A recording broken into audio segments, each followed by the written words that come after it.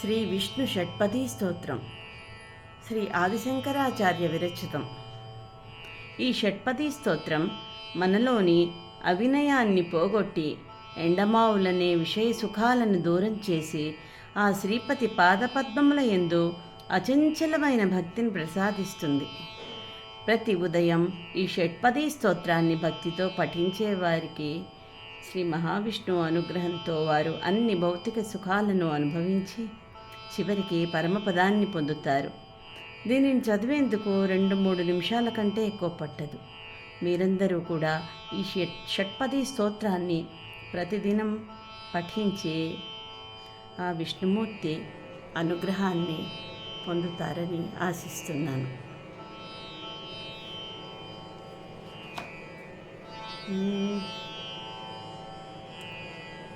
अविनयमपनय विष्णो दमय मनः शमय विषय मृगतृष्णा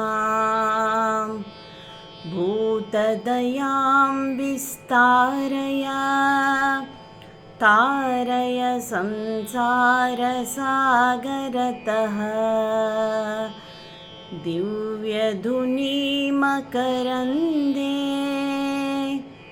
परिमल परिभोग सच्चिदानन्दे श्रीपति पदारविन्दे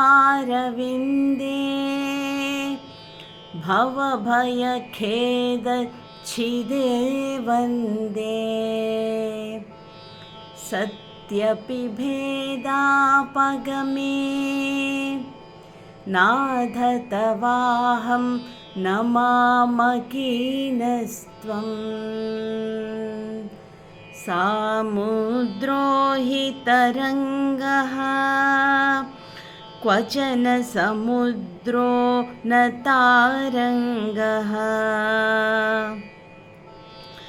उद्धृत नग नगभिदनुज दनुज कुलामित्र मित्र ससि दृष्टे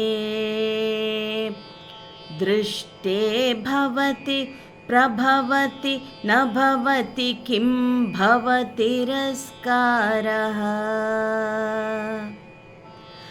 मस्त्यादिभिरवतारैः अवतारवता सदा वसुधां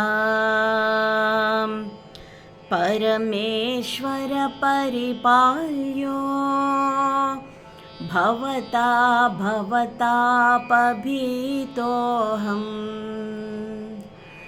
दामोदर गुणमन्दिरा सुन्दरवदनारविन्द गोविन्द भवजलधिमथनमन्दर परमं दरमपनयत्वं मे नारायण करुणामय शरणौ करवाणि तावकौ चरणौ इति षट्पदी मदीये वदन सरोजे सदा वसतो नारायण करुणामय शरणं करवाणि तावकौ चरणौ